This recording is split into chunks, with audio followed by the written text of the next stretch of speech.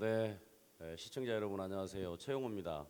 제가 정치를 하면서 이 유튜브 채널을 처음 오늘 녹화를 하게 되는데요. 사실 오늘 이 자리에는 제가 어떤 정책을 말하고 또 저의 생각을 얘기하기보다는 요즘 소위 실신 세대라고 표현할 수 있는 특히 실업 문제 그리고 또 신용불량의 고통 속에서 헤어나지 못하고 있는 우리 청년들을 어떻게 우리 문제를 사회적으로 공감하고 문제를 좀 해결하는데 조그만 보탬이 될 수 있을까 하는 취지로 오늘 첫 번째 코너를 마련을 했습니다. 오늘 이 자리를 통해서 우리 사회가 보다 포용적이고 따뜻한 이런 사회를 지향하는 하나의 계기가 됐으면 좋겠다 이렇게 생각이 되고요. 요즘 신종 대출 사기로 우리 사회적인 물의를 일으키고 있는 내구재 대출과 그리고 우리 대학생들에게 엄청난 부담을 안겨주고 있는 학자금 생활비 문제 정부 차원에서 또 우리 사회가 어떻게 함께 고민하고 해결책을 만드는 게 바람직할지에 대한 오늘 그 논의를 좀 해볼까 합니다. 오늘 이 자리에 함께해 주신 분들 먼저 소개를 해드릴까 합니다. 우리 박수민 광주 청년 직업 트레이닝 센터 센터장님 나오셨습니다. 반갑습니다. 그리고 우리 김동원 전 광주경실련 사무처장님 자리 함께해 주셨습니다. 그리고 이제 우리 주세연 광주 청년 직업 트레이닝 센터 사무국장님 자리를 함께해 주셨습니다. 그리고 김미린 우리 상담사님도 자리를 함께해 주셨는데요. 감사드립니다. 이제 앞으로 우리 최용호 TV와 함께 우리 삶 속에서 여러 가지 이런 그 고통과 이런 우리 국가라든지 우리 사회가 좀 필요하는 부분들에 대해서 함께 짚고 이런 넘어가는 이런 좋은 방송이 되기를 희망하면서 부족하지만 시작하도록 하겠습니다. 요즘 청년들이 많이 힘들어하시잖아요. 그것과 관련해서 좀 더 한번 진지하게 이야기 나눠보겠습니다. 이쪽을 좀 들어주라고. 사실 제가 이거 파온 겁니다. 이게 이쁘게 따와야 되는데 시간이 부족해가지고 살짝 옆에 보면 조금 이가 나간 것도 있습니다. 디테일하신 분들은 보실 거고 저처럼 대충인 사람은 못 볼 거고 알아서 보시기 바랍니다. 자, 그러면 여러 가지 썰은 풀었으니까요. 한번 오늘 주제에 대해서 한번 이야기 나눠보는 걸로 하겠습니다. 내구재 대출 뭐 이렇게 하면 사람들이 잘 모르잖아요. 저도 막 처음에 내구재 대출 막 처음에 이야기 들었을 때는 무슨 말인지 잘 몰랐거든요. 내구재 대출은 이제 나를 구하는 대출이라는 말의 이제 줄임말이고요. 사실 휴대폰 깡이라고 말씀드리면 많이들 아실 것 같아요. 휴대폰을 개통하고 휴대폰 기계를 넘기면 그 대가의 수수료를 받는데 사실 기계값과 휴대 요금 값이 본인 개인에게 온전히 남는 거죠. 그래서 저희 오시는 청년분들 대부분 3대에서 4대 정도 발생하게 되고 기계값 요금만 해도 요즘에 한 대당 100만 원 정도 하기 때문에 400만 원 또 700만 원까지 금방 한 번의 선택으로 생기는 게 이제 내구재 대출입니다. 근데 4개, 5개씩 개통을 해줍니까? 네, 저희도 그게 되게 놀라운데 통신사에 하루에 뭐 이 대리점에서 1개, 이쪽 대리점에서 2개, 저쪽 대리점에서 1개 이렇게 해가지고 하루에 3-4개씩을 발급을 하더라고요. 그래서 저희가 이제 생각하는 거는 통신사들도 모르지 않는데 이 상황을 방치하고 있는 거 아닌가 이렇게 보고 있습니다. 통신사 나빠. 아무튼 이 통신사도 문제는 문제네요. 그리고 몇백만 원짜리 기계를 4-5개씩 하면 참 큰데요. 그렇죠. 아무래도 청년분들이 대출을 받을 만한 신용이 안 되시고 또 구직 기간도 길다 보니까 안정적인 직장도 없으시고 하다 보니 이제 대출 빌릴 곳들을 찾다가 이제 가게 되는 곳들이 그 내구재 대출과 같은 불법금융 대출이라고 보시면 될 것 같아요. 후보님 대학 다닐 때는 뭐 그런 거 어떻게 용돈 받아가 책 산다고 그래가지고 그렇죠. 네. 그리고 이제 아무래도 저희 대학 다닐 때만 해도 이런 뭐 금융 사기라든지 이런 게 이제 발전한 시대가 아니었고 사실 저희 다닐 때는 지금 전체적인 사회 구조나 또는 뭐 소득 수준에 비해서 훨씬 미치지 못했었지만 그래도 뭐 여러 가지 장학금 제도라든지 또 나름 그 대학을 다니는데 실질적으로 지원받을 수 있는 그런 부분들이 의외로 좀 있었다는 생각이 좀 들고요.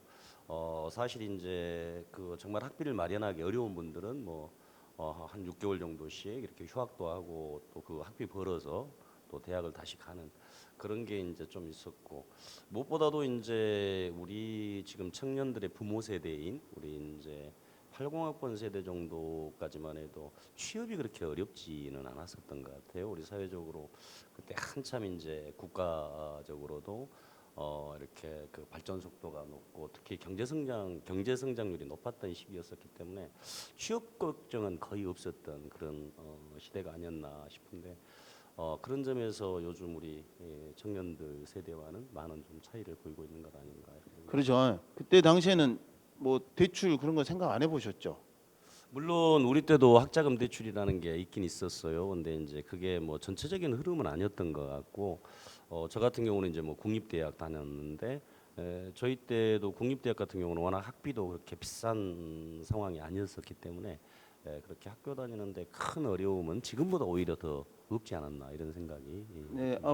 자 그러면 우리 수민 센터장님께 한번 돌아가서 내구재 대책과 관련한 다른 이야기 혹시 또 있는지 한번 이야기 들어볼까요?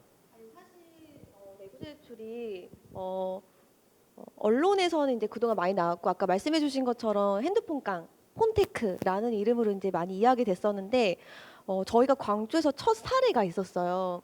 제가 그 상담을 본격적으로 하기 전에 인턴 과정에서 사실 만난 청년이기도 했는데 이 사례를 조금 고민했던 건 대학을 다니던 청년이었고 전남 지역에 이제 고향인데 대학 다니려고 이제 혼자 올라와 있던 거죠. 근데 아르바이트를 하다가 이직을 해야 되는데 그 이직이 바로 되지 않았던 거예요. 그래서 생활비가 부족해서 온라인에다가 물어봤던 거죠. 10만 원 대출이 가능한 곳이 있나요? 그러면 지금 생각하실 때 아유 무슨 10만 원 부모님한테 말하면 되지.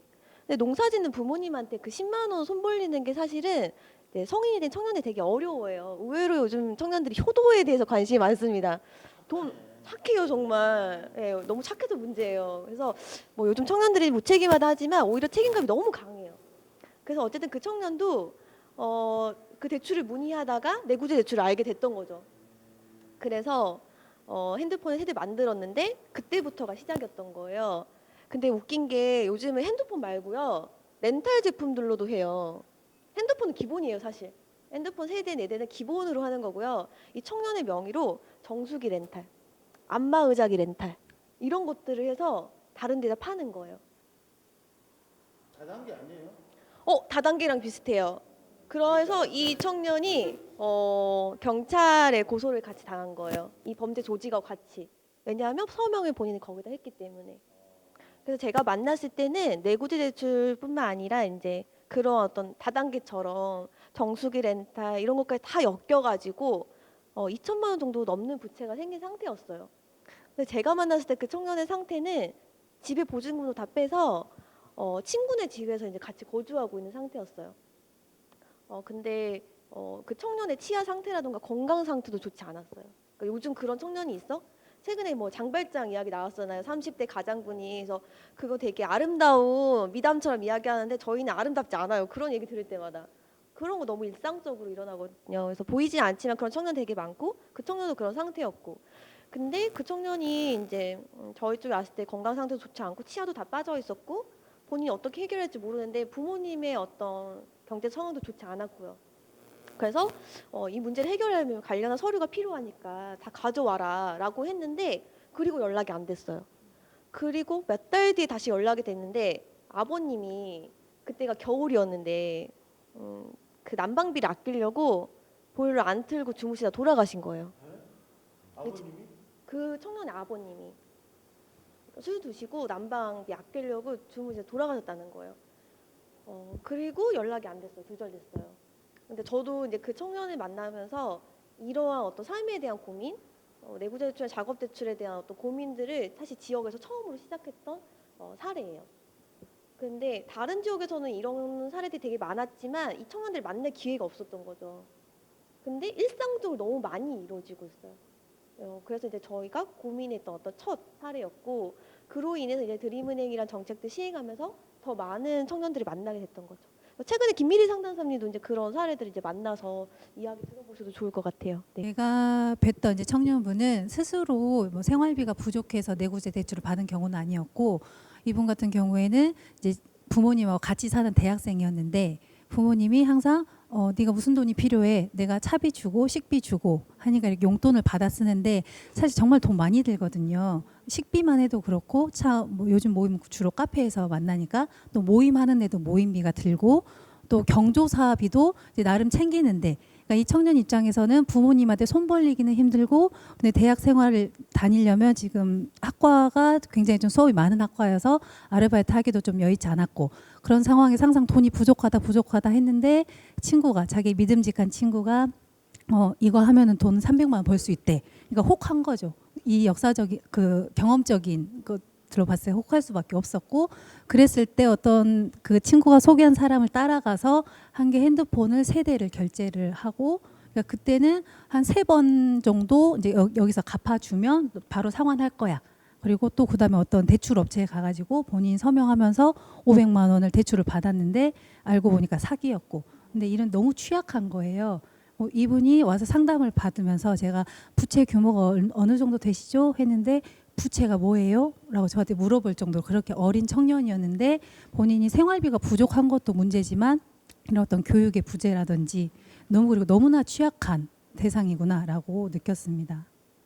지금 사실은 그 파산자들에 대한 회생에 관련된 이런 신용 그 회복에 관련된 이런 부분들이 한 10여 년 전부터 이제 굉장히 활성화돼서 많은 국민들을 사실은 이 불법 사기라든지 신종 무슨 이런 금융과 관련된 여러 가지 사건들에 구제를 많이 해주는 이런 부분들이 있는데 사실 우리 지금 청년들 같은 경우도 정확한 통계가 있는 것 같잖아요. 뭐 어디에서는 청년들의 빚이 한 59조 된다는 얘기도 있고 뭐 12조 된다는 얘기도 있고 막 그러는데 어찌됐든 이런 실태 파악 등을 통해서 우선 저는 우리 현재 그 빚으로 인해서 고통받고 있는 청년들에 대한 문제를 어떻게 해결해 가야 될지에 대한 좀 사회적인 담론이 필요하다. 그리고 무엇보다도 요즘은 SNS라고 하는 게 워낙 개방적이고 누구나가 다 뭐 이렇게 홍보라든지 이런 걸 할 수 있는 이런 시대다 보니까 우선적으로 우리 젊은 청년들이 접할 수 있는 이 정보 자체가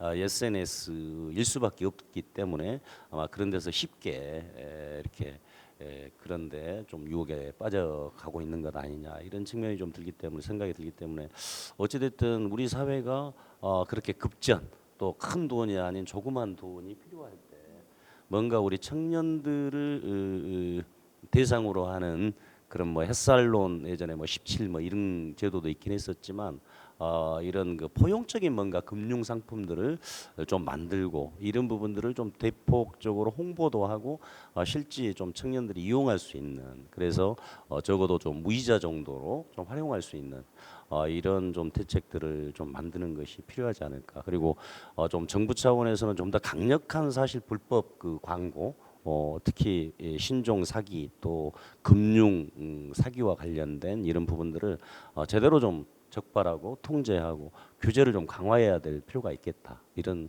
생각을 아, 공부 많이 하신 것 같은데요. 활동할 수 없도록 제재하는 게 이제 필요하거든요. 그래서 저희 길에서 사채 명함 되게 많이 보잖아요. 사실 광주에서만이라도 그런 어떤 불법 금융이 활동하지 못하도록 제재하는 것들을 모션을 보여주는 것만으로도 굉장히 효과가 있을 수 있거든요. 사실 저희 온라인에 보면 그들이 다니는 그 행태를 보면 뭐 24시간 출장 서비스 전국 어디든 가능. 이분들은 대학 내까지 와서 서류 받아가지고 팩스 보내고 그 자리에서 바로 대출을 해줘요. 그러니까 어마어마한 어떤 규모로 일어나고 있고 작년에 초정 60분에서도 이 방송이 나왔었어요. 작업대출, 내구대출 관련한 방송이 나왔었는데 그들의 하는 행태를 보면 너무너무 무서울 지경이었어요. 모텔에 앉아서 그 청년들한테 직업도 속이게 하고 그다음에 거짓말도 하게 해서 대출을 해서 수수료를 떼어가는 거예요. 많으면 50%, 많으면 70%까지 대출해서 떼가는 거예요. 수수료로. 수수료로요. 네. 네. 뭐가 남어? 그 청년한테 남는 건 없죠. 네, 빚이 더 많아지죠. 근데 이제 그렇게 했을 때 저금리로 전환이 가능하다. 예를 들어서 내가 23금융권에 뭐 20%의 대출 받고 있는데 내가 너한테 순간 신용등급 올려가지고 1등급 대출 받게 해줄게 라는 거예요. 이것도 그러니까 그게 순간 이제 작업 대출. 와, 너무 잘하시는데요. 너무 잘 많이 하셨네요. 네. 어찌됐든 이런 이제 지금 내구재 대출이라든지 또 뭐 3050 대출 또 우리 작업 대출 이런 우리 청년들에게 특히 취약한 이런 금융 사기 범죄를 근절할 수 있는 저는 정부 차원의 특단의 대책이 반드시 필요하고 또 정부가 그런 일들에 적극 나서지 않는 것은 저는 직무유기라고 생각을 하고 그런 점에 있어서 보다 뭐 금융위원회를 비롯한 정부 기관들의 적극적인 노력이 저는 필요하다고 생각하고요. 더불어서 우리 주요한 우리 문재인 정부에서도 청년 정책의 하나로 이런 소규모 대출을 좀 편하게 받을 수 있는 이런 포용적인 금융 상품을 저는 국가적인 차원에서 반드시 좀 만들고 이런 것들이 이제 우리 청년들에게 대폭 이렇게 홍보가 돼서 실질적으로 사용이 가능하고 손쉽게 이용할 수 있는 그런 제도적인 뒷받침이 저는 그 내구재 대출을 좀 더 막을 수 있는 길이 아닐까 이런 생각을 해봅니다. 아유 훌륭하십니다. 동의하십니까? 박수 한번 이럴 때 줘야 되는 거 아닙니까? 아 진짜 사람들이 이렇게 재미가 없으세요. 좋은 이야기 할 때는 박수도 쳐주고. 아니 너무 진지한 얘기 아니라 내가 이야기를 듣다 보니까 진지한 얘기 아니라 너무 슬픈 이야기를 듣고 계셔. 그러니까 우리 사회에서 아까 제가 대학 다닐 던 80년대 상황과 지금을 좀 대비를 해보면 이제 이게 가족 제도의 변화에 의해서 더 이제 그런 일들이 많이 생기는 것 같아요. 이제 저희들이 대학 다닐 때만 해도 그래도 이제 핵가족보다는 이렇게 대가족 중심의 가족 제도들이 많이 있다 보니까 이를테면 내가 좀 어렵고 했을 때 부모님한테 이를테면 용돈 받기 힘들거나 내가 뭔가 좀 필요한 일들을 하기 어려울 때는 할아버지 할머니나 또는 뭐 형님이나 누나에게도 의지하는 이런 이제 부분들이 자연스러웠는데 지금은 이제 아무래도 청년들이 이제 대학을 졸업하고 그러면은 좀 부모로부터 뭔가 좀 독립적으로 활동해야 된다는 이런 생각들, 이런 이제 시대적인 흐름이 좀 만들어지다 보니까 또 그런 문제들이 더 생기는 것 아닌가.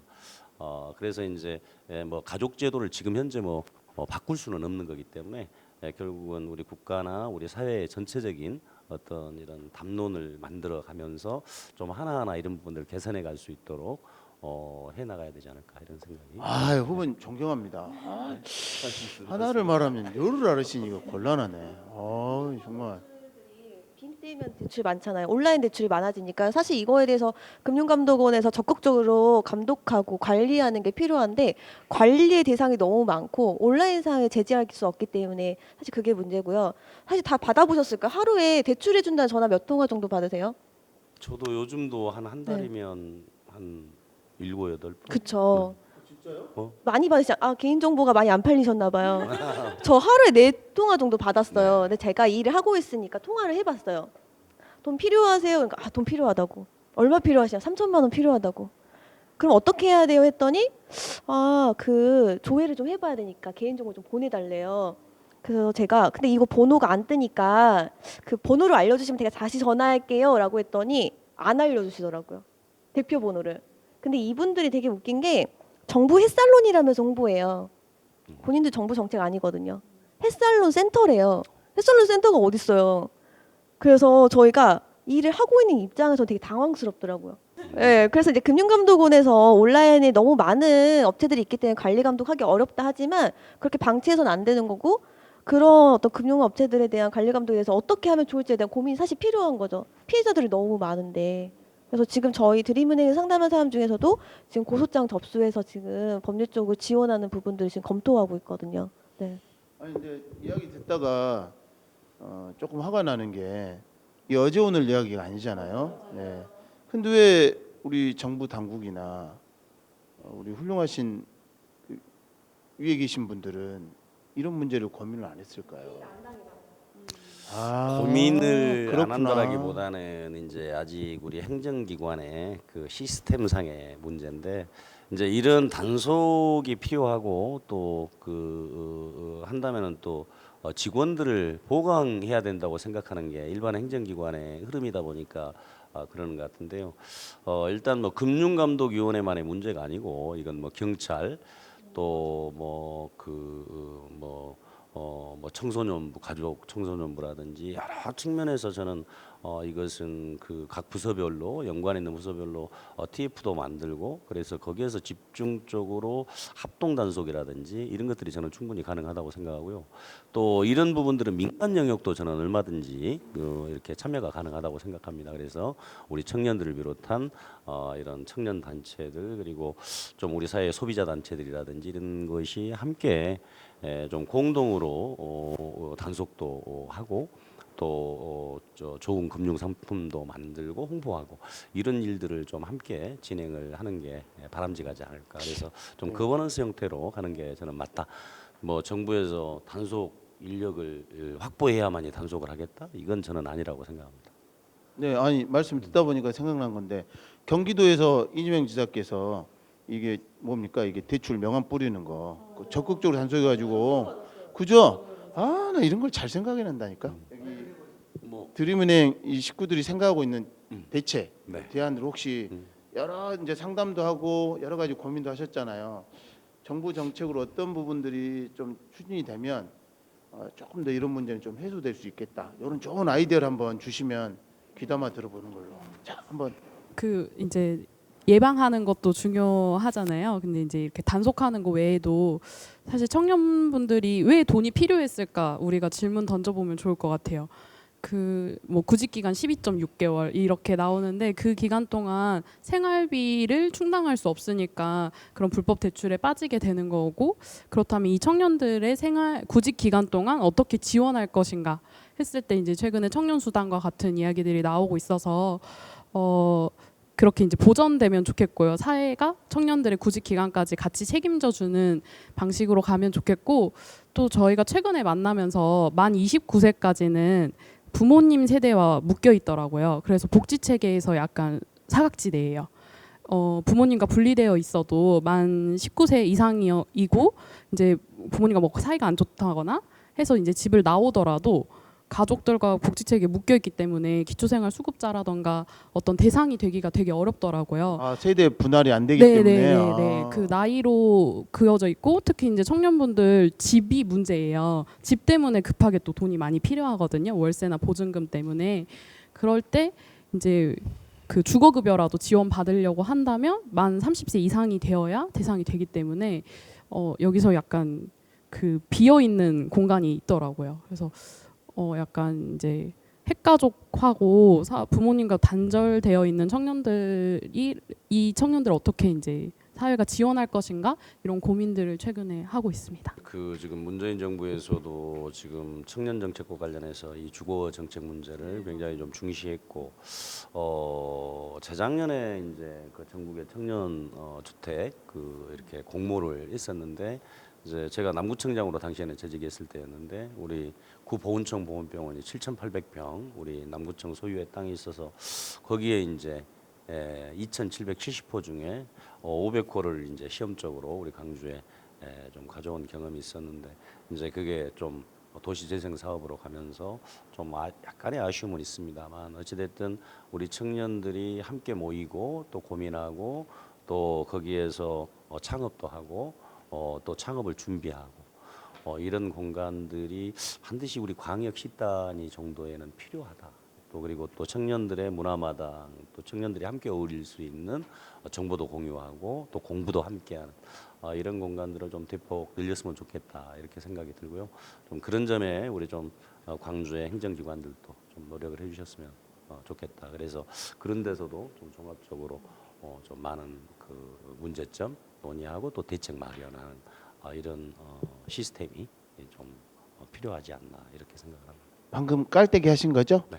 잠깐 자기 자랑. 예. 누구에게나 간편하고 손쉽게 돈 빌려주고 돈 벌게 해주면 그게 불법이지 합법이냐? 라면서 이렇게 캠페인 만든 거예요. 그래서 작업대출, 내구재대출, 휴대폰깡으로 이렇게 고민하고 있는 청년들이 있다면 드림은행 원대도 와달라라는 거고요.